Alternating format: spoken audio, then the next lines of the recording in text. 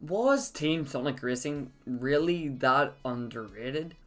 Before we start, I would like to say that this is not the 300 sub special.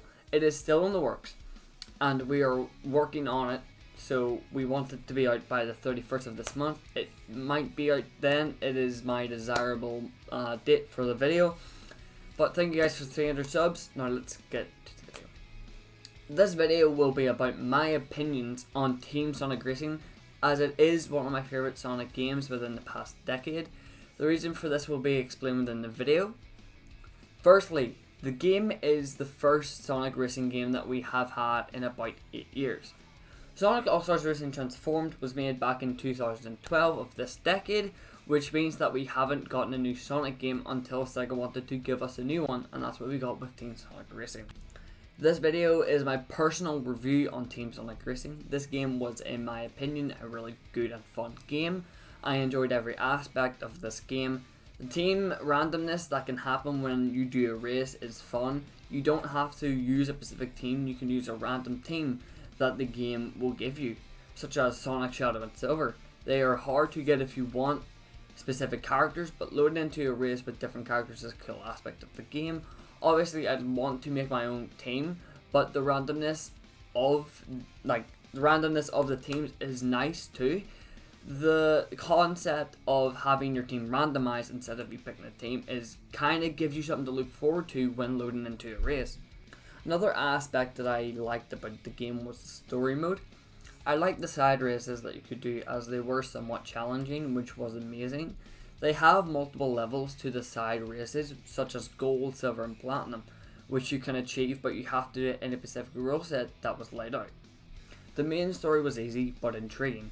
The final race was the hardest I've ever did, as Savok, Eggman and Metal Sonic almost wrecked me in that race, but I still won the race. There were segments with Silver and Blaze which I liked, which was because they give out some interesting details throughout their talking. Vector being a part of that team was pretty intriguing, as he's a detective, which we all know, which means that whatever is going on, he is there to tell the heroes, as near the end of the game, he starts to get worried about the Dampa. Vector does give little pieces of interest to some characters, such as Amy. At the start, he asks Amy, do you trust him? And there was no response after that cutscene. Silver and Blaze too become the main detectives within the story. Blaze does get concerned about Silver, and he just responds with something bad is going to happen. Actually, instead of me talking, I'm going to show you the cutscene between the two characters. What is going on with you, Silver? I can tell something is on your mind. I'm fine. It's just... something bad is gonna happen. I can't explain it. I just feel it. Have your travels through time given you precognition? I don't know. Maybe they have. Or maybe I'm just thinking too much. Either way, I trust you. We will be ready. Now, after watching that, I do want to talk about the story for a bit longer. It does have boring points, especially when they aren't talking about the Dampa. Could be working with Eggman. Another point is that the dialogue between the characters becomes boring at points, especially the start of the story, where barely anything happens. The story is mainly intriguing throughout most of the game, which I'm really invested in. You guys may or may not know this, but I love having a story being told. Lore is one of my favourite parts of a game, which is why I love Sonic 06 so much, and why it's my favourite Sonic game for lore. Secondly, I want to talk about the way that the characters were used. Shadow and Sonic have their mini rivalry with an ego, as it is explained by Rouge in the cutscene that they share together. I also like the way that Sonic and Shadow work together at parts, which to me is a special moment, as they haven't had this much interaction in a long time. Silver and Blaze were executed perfectly, as they were the ones to figure out what was going on whilst everyone was doing the races. Eggman was being sneaky behind the races, with bringing his two other members with him throughout the story. Firstly, he brought in Metal Sonic, and secondly, he brought in Zavok. It was a cool and nice way to introduce the characters to the story of the game, and the only thing they could have done better would be to remove Eggman's team from the exhibition mode. Then you unlock them at the end of the story. As you will already know the characters that are involved with this team, so it becomes an intriguing story if they are removed from exhibition, which they weren't, which is unfortunate.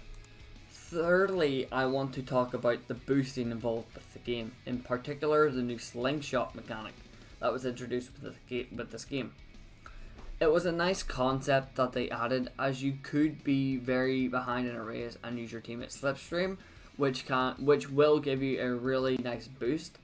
Another part of the boost mechanic that I enjoyed was the team special, as you would press Y on Xbox, X for Nintendo Switch, F on PC, and triangle on PlayStation. This technique within the game allows you to get a massive boost and a chance at getting a better place in the race. This makes you invincible to everything that can be against you, such as the wisps and falling off the stage. You can't be damaged from anything at all. You can only die by going off the edge.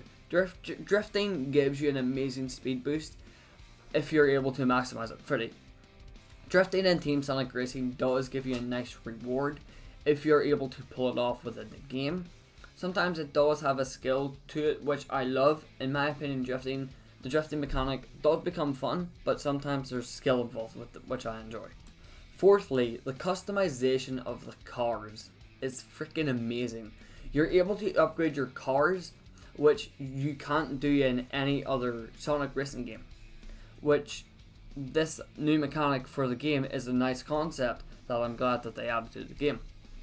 When collecting all of the pieces for the cars, it does give you something to work forward to, and something else that you can achieve. It does give you something to do after you've completed the story, which I love.